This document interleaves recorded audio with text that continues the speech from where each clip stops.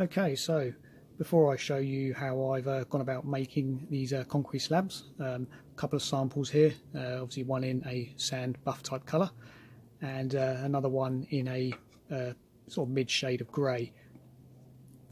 Now after I cast this one I did apply some weathering tones to it, but I wasn't overly happy with it. It didn't quite look realistic. So as we got knowing the concrete all the way around us, it's always worth probably just opening your front door and having a look at what you've got either in your garden or pretty close by. One thing I did notice actually was in fact aged and weathered concrete isn't actually grey. It loses its grey tones, I would imagine, not long after it's been poured, and becomes more of a sand and a buff type colour if you strip back the actual natural weathering stuff that's on top of real concrete. You sort of begin to reveal the actual sand colour that it would have been mixed with originally. So with that in mind, I'm not going to use those. I'm going to go straight in with the actual sand buff colours and just apply weather washes, pigments and various powders and stuff to bring these up to a I suppose a used looking concrete hard standing area. So what I've done is I've made a mould, and this is by just using 4.6mm plastic card and just made random size squares. Now I've made this no wider than 2 inches, or just thereabouts 2 inches wide, and the reason for that will be shown as I progress on with the video. I've also cut out a section of plastic card sheet. This is just 1mm. Now it's vital that the underside of the plastic card has no blobs of glue, as it needs to fit directly flat to the actual piece of plastic card underneath. So what I've done is I've attached the plastic card to the actual mould itself by just using some modeller's masking tape. And it's vital that you make sure that there's hardly any gaps underneath where the two pieces join together. So the actual mix that I'm going for is to recreate the illusion of concrete using plain simple building sand and the same equal parts of polyfiller. Now I'm using Tetrium polyfiller, and I use this as it dries rock solid. You can use the ordinary tile grout as long as it's in the powder form, as it will dry relatively hard. Try and avoid use anything like jointing fillers or plasterboard type fillers, as they're far too soft and it won't work. Now, as I've already mentioned, I prefer to work from the sort of base colour of beige and add all my sort of weathering tones and stuff to it to create something that looks more sort of weather washed. So I'm not going to add any paint to this, but you can, and if you add a very tiny pea-size amount to the actual mix, you'll end up with something that looks this sort of colour. So right, what I'm going to do is just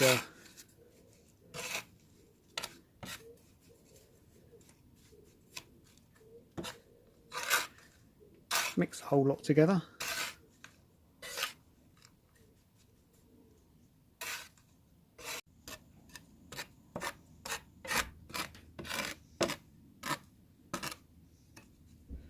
This is where I find that this is the most enjoyable part, trying to keep the water in the middle.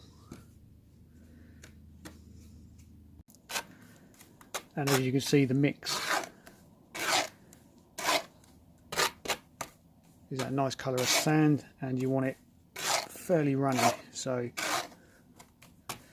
that's the sort of mix that you want, so it sort of slowly spreads itself out. So at this stage, what I'm literally going to do is I'm just going to fill the moulds in. I'm going to try and avoid filling them all the way. So I just want to try and aim to get a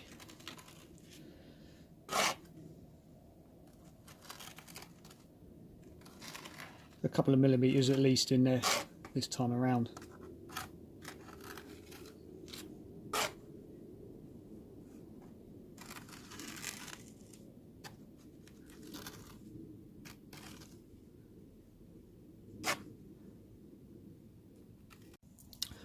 And what I've got now is some of this, which is plasterer's scrim or mesh tape, which is sticky on one side, and this is just normally used for the joints in plasterboard and stuff. And this is why I said the width of it was no more than 2 inches wide, because it fits perfectly in the mould. I've already pre-cut myself all of these. I'm just going to plop them in.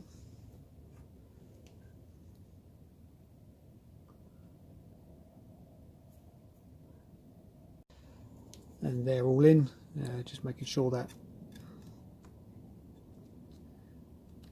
try not to push them all the way down to the bottom as the other side.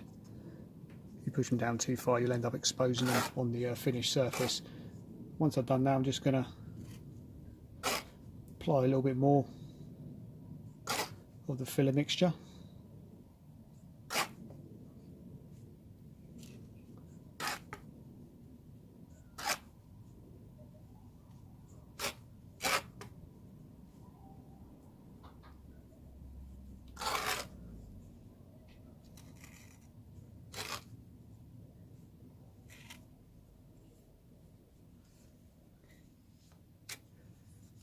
And then what I'm going to do now is I've got myself a nice piece of plastic card, and I'm literally just going to just tamp the mixture, and that will just get it all level, and also just highlights any areas if you've missed anything. And it's always best to tamp it rather than to try and push it. If you push it, it will actually pull the mesh that you put out over the top of the joining parts of the mould.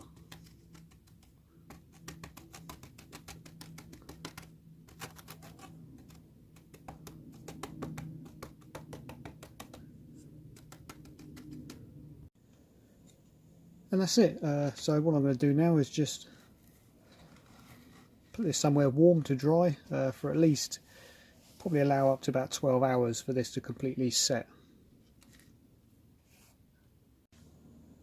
With the masking tape removed, it will actually separate each individual segment, and as you'll see here, this is why I was saying in relation to, rather than pushing the filler across, is to actually tamp it, because it does push the actual scrim tape out of the mould, as you'll see here. That's not a problem though. I'll just trim that off once I've taken the actual cast out of its mould.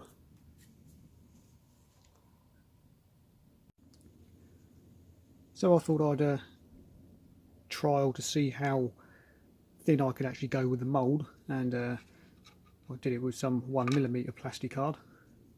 Wasn't the easiest thing to get out the mould, so if I was to do this again, I'd actually probably, rather than glue the mould together, would be just to use the masking tape and have the mould so you can actually take it apart around the actual cast piece of concrete. And I've got a piece of Co 100 track, and that in itself sits perfectly in line with the top of the rails,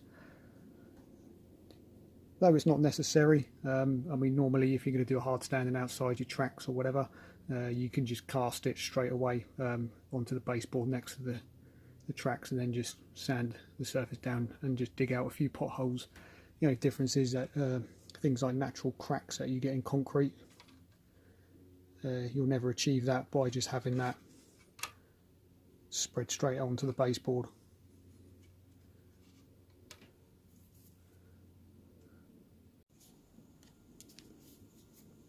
Back to the reverse of these, I'm going to use some, if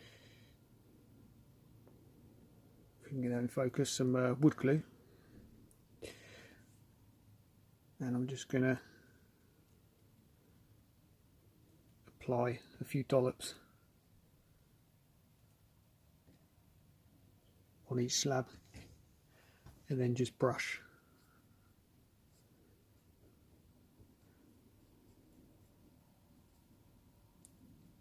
Brush it in so you just cover the whole slab with PVA.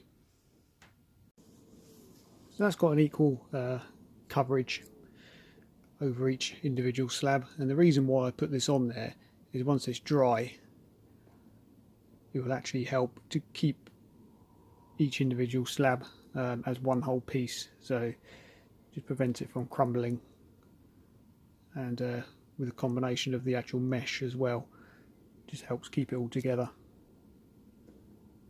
So leave that to dry, and next stage will be popping them out the mould. Okay, so I've managed to pop these out of the mould, and what I'm going to do is just to tidy the edges up and just use a sanding block, and just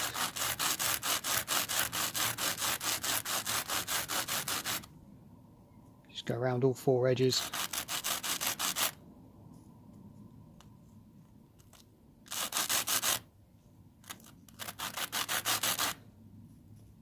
To sharpen them up. Okay, so this is the time where it becomes fun, and what I'm going to do is just place a random object, anything down, and flip it so this is obviously going to be the face side, so I'm going to turn it upside down and just lay it over any random object and just carefully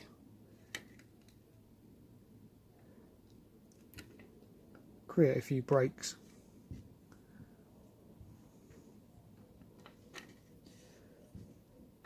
As it does this, you can then just brush out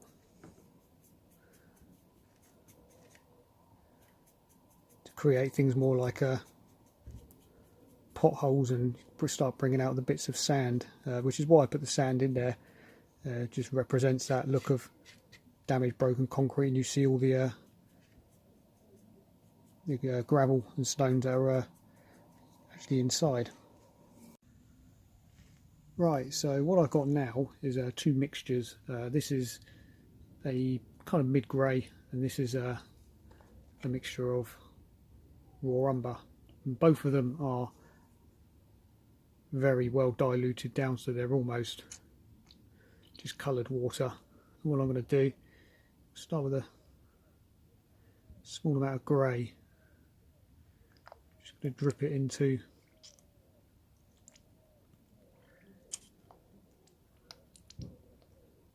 and let it soak in.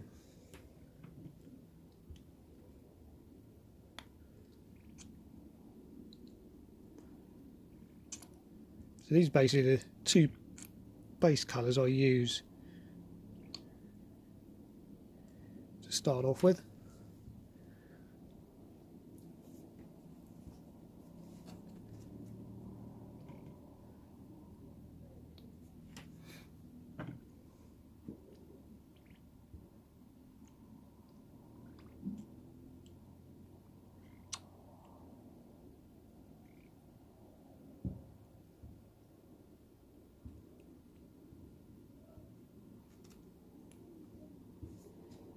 And just leave that to soak in, and bubbles they'll pop down on their own, but just give them a helping hand.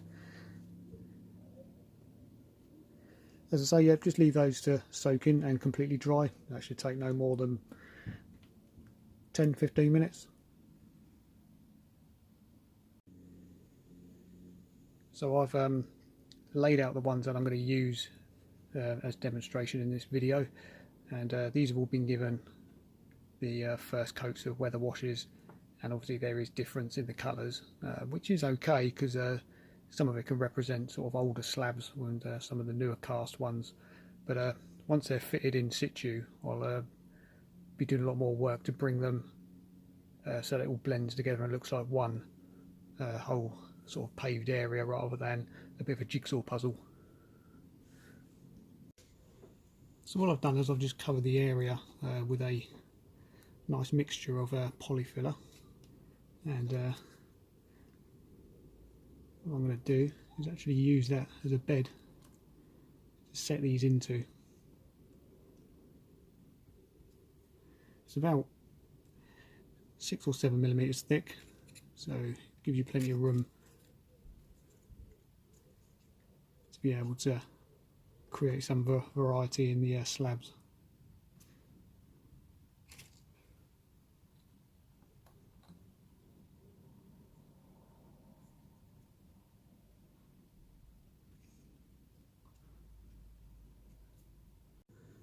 So just like that, they're all now set into the filler mixture. And the good thing with using the filler mixture is you can just make sure that they're all dead flush.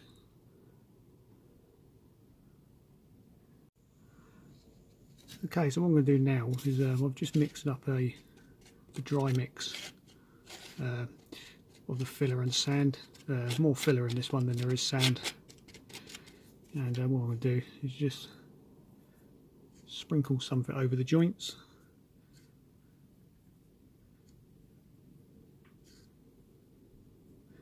Sort of big areas like corners that are missing, I'm going to not fill those in too much because we'll do some repair patches of concrete on those. And what you aim to do is just use a soft brush and then just pretty much grout them in.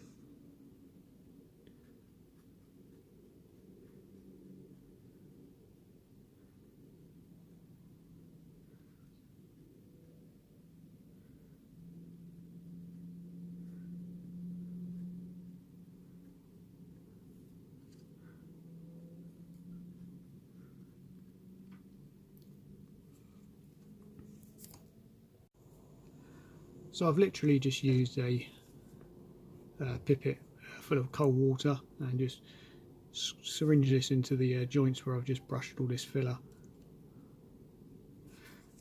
I'm going to leave that to dry for about half an hour before giving the whole lot a good brush off to get rid of all the bits.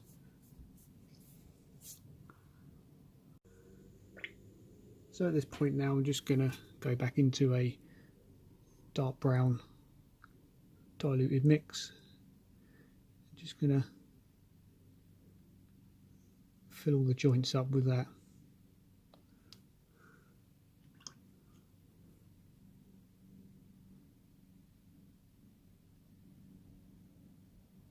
Key is not to put too much on because you could potentially sort of wash most of it back down and out, so small amounts.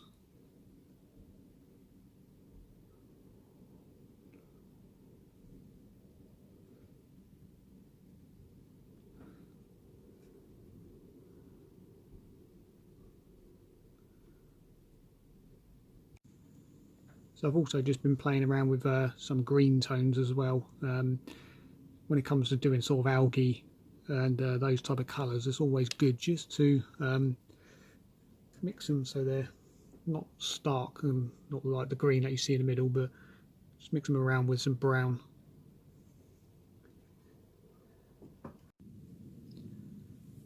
So we're heading in the right direction, and I've applied more of the weather washes, and I'm going to leave those to dry for a couple of days for the whole thing to dry before I move on to do other effects. Probably going to look at things like short stumpy grass and weeds growing out of the joints, and some reasonably new kind of repair patches in various places. So for now I'm going to wrap the video up, and hopefully I'll catch you all again soon in the next video. Any questions, comments, please do drop them down in the comments section, and I'll do my best to answer whatever I can.